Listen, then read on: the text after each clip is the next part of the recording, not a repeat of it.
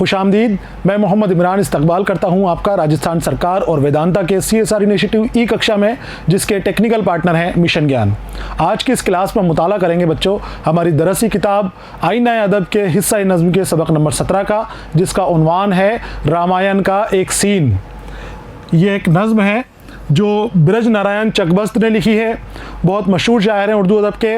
रामायण का एक सीन, इसके अंदर इन्होंने जब राम जी को 14 बरस का बदमाश दे दिया गया था, वन के अंदर वो जा रहे थे, जंगल के अंदर जब जा रहे थे वो, तो जंगल में जाने से पहले, वनवास में जाने से पहले अपने घर वालों से विदा हो रहे थे, तो अपनी वालदा से किस तरह से विदा हुए वो अंदाज़, उनका विदा होने का अंदाज़ इस नज़्म के अंदर बहुत खूबसूरती से चकबस्त ने बताया है।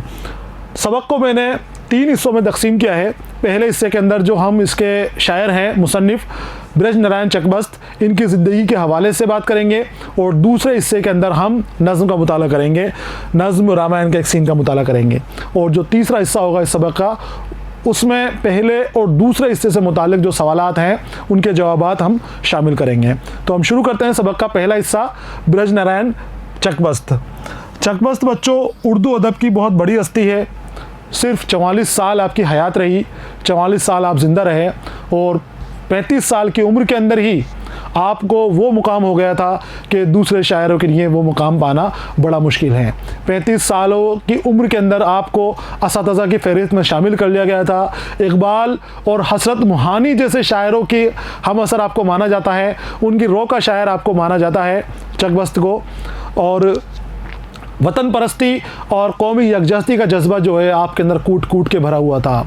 होम रूल जब तहरीक चली थी, उस तहरीक में भी आपने शेर भी लिखा था एक, कि न ले फूल भी न ले फूल हम कांटों के बदले, और न ले बहिश्त भी हम होम रूल के बदले। इस तरह का आपने होम रूल के बारे में शेर लिखा था। गांधी जी से मुतासिर थे बहुत ज़्यादा। तो चकबस्त के बारे में हम इस हिस्से के अंदर बात करेंगे, आपकी खुसूसियात कलाम और ज़िंदगी किस तरह से आपकी गुजरी उसके बारे में। तो नाम देखिए, आपका ब्रज नारायण नाम था, लेकिन तखल्लुस कोई नहीं था, आपका तखल्लुस इख्तियार नहीं करते थे। चकबस्त जो था आपका ख़ानदानी नाम था, आपके आबा और अजदाद इस्तेमाल करते थे, तो वही नाम आप भी इस्तेमाल करने लग गए। ब्रज नारायण नाम और ख़ानदानी लक़ब चकबस्त था, और उसी को आप शायरी के अंदर जाबजा इस्तेमाल करते थे। तखल्लुस आपका कुछ और नहीं था। इस सिलसिले में खुद फरमाते हैं, वो खुद कहते हैं कि जिक्र क्यों आएगा बज़्म शेर में अपना, जिक्र क्यों आएगा बज़्म शेर में अपना, मैं तखल्लुस कभी दुनिया में गुनहगार नहीं। यानी कि मेरा दुनिया, शेर की दुनिया में क्यों जिक्र आएगा, क्योंकि मैं तो तखल्लुस का भी गुनहगार नहीं हूँ, मेरा तखल्लुस इस्तेमाल नहीं कर सकता। हालांकि ऐसी बात नहीं है।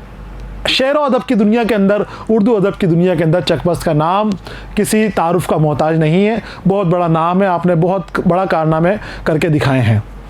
आगे आते हैं। इसके बावजूद उन्होंने अपने ख़ानदानी लक़ब चकबस्त का अपने कलाम में जगह जगह तखल्लुस के तौर पर इस्तेमाल किया है। तखल्लुस नहीं है, लेकिन चकबस्त को ही आपके तखल्लुस की तरह मान लिया जाता है, और बाज़ लोग तो चकबस्त को आपका तखल्लुस भी तस्लीम करते हैं। चकबस्त की विलादत 1882 में बमुकाम फैज़ाबाद में हुई थी, और आपके अहले ख़ानदान कश्मीरी ब्राह्मण थे। कश्मीरी ब्राह्मण थे आप। 1882 में आपकी विलादत हुई, फैज़ाबाद में हुई। आपके वालिद का नाम उदित नारायण चकबस्त था, और जो यकीन तखल्लुस फरमाते थे। हालांकि इनके कलाम का बहुत वसी सिलसिला तो नहीं मिला, लेकिन कुछ अशार सिंगल तौर पर, अकेले तौर पर, या अनफरादी अशार आपके मिले हैं आपके वालिद साहब के। कोई दीवान आपके वालिद साहब का नहीं था, लेकिन शेर कहते थे, और यकीन आप तखल्लुस भी रखते थे आपके वालिद साहब। चकबस्त की तालीम और तरबियत लखनऊ में हुई। 1905 में आपने किंग कॉलेज लखनऊ से BA पास करने के बाद 1908 में कानून की डिग्री हासिल करके वकालत शुरू की। अपनी काबिलियत और सलाहियत की वजह से आप लखनऊ के मुमताज़ वकीलों में शुमार हो गए थे। ज़हीन थे आप, बचपन से ही ज़हीन थे। तो जब आपने वकालत शुरू की तो आपका शुमार लखनऊ के काबिल वकीलों के अंदर होने लगा। 12 फरवरी 1926 को एक मुकदमे के सिलसिले में आप रायबरेली से लखनऊ लौट रहे थे, तब रेलवे स्टेशन पर आप फालिज का शिकार हो गए। ज़ुबान बंद हो गई और चंद घंटों में ही आपका इंतकाल हो गया। वहीं आन जहानी, वहाँ आप इस दारे फ़ानी से कूच कर गए। किसी के कोर्ट केस के सिलसिले में जा रहे थे और वहीं रास्ते में आपके ऊपर फालिज का हमला हुआ और कुछ ही घंटों के अंदर आपका इंतकाल हुआ। सिर्फ 44 बरस की उम्र के अंदर आपका इंतकाल हुआ था। बहुत कम उम्र आपकी रही, इस दुनिया में रहे, लेकिन उसके बावजूद कम उम्र रहने के बाद भी आपने बड़ी उम्र वाला कारनामा कर दिया, बड़ा कारनामा यहाँ पर अंजाम दिया है। चकबस्त ने गज़ल गोई से अपनी शायरी की इब्तिदा की थी। चूँकि आपने असातिज़ा के कलाम का गहराई से मुताला किया था, ताहम आपके कलाम पर मीर गालिब, अनीस और आतिश वगैरह के कलाम का साफ असर दिखाई देता है। जो आपने कलाम कहे, जो शायर कहे, तो शेर व अदब की शुरुआत करने से पहले या शुरुआत के दौरान ही आपने जो उर्दू अदब के असातिज़ा हैं, मीर जैसे असातिज़ा, उनके कलाम का भी गहराई से मुताला किया और उनके कलाम की गहराई का असर, उस मुताले का असर आपके कलाम में भी, शायरी में भी जाँ बजा नज़र आता है। आपने 9 बरस की उम्र में ही शेर कहना शुरू कर दिया था बच्चों। चकबस्त की पहला शेर 9 बरस की उम्र के अंदर मिलता है। इससे कोई इनकार नहीं कर सकता कि चकबस्त ने उर्दू नज़्म निगारी के दामन को अपनी वुसअतों से मालामाल किया है। आपने कौमी यकजहती, वतन परस्ती, ज़हनी बेदारी और इस्लाह मुआशरत जैसे मौज़ूआत पर खुसूसी तवज्जो सर्फ की है। मनाज़िर कुदरत की अक्कासी में चकबस्त को महारत हासिल थी।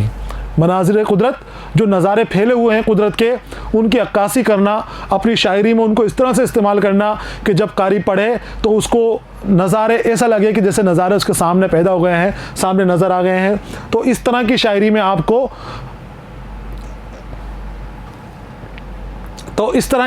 आपको महारत हासिल थी।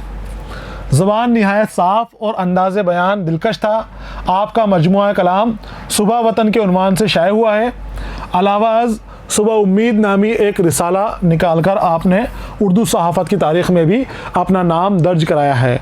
तो सहाफ़त के अंदर भी आप करते थे, अपना मेहनत करते थे, और शायरी पे भी आप, तो जो शायरी मजमुआ है आपका, कलाम का मजमुआ है, इसका नाम आपको याद रखना है सुबह वतन। यह आपका शेरी मजमुआ है, और साथ ही जो रिसाला आपका शाये होता था, उस रिसाले का नाम है सुबह उम्मीद। दोनों के नाम आपको याद रखना है, सुबह वतन और सुबह उम्मीद। हालांकि याद रखना है कि सुबह वतन जो है उनका मजमुआ है और सुबह उम्मीद चकबस्त का रिसाला है। आगे आते हैं।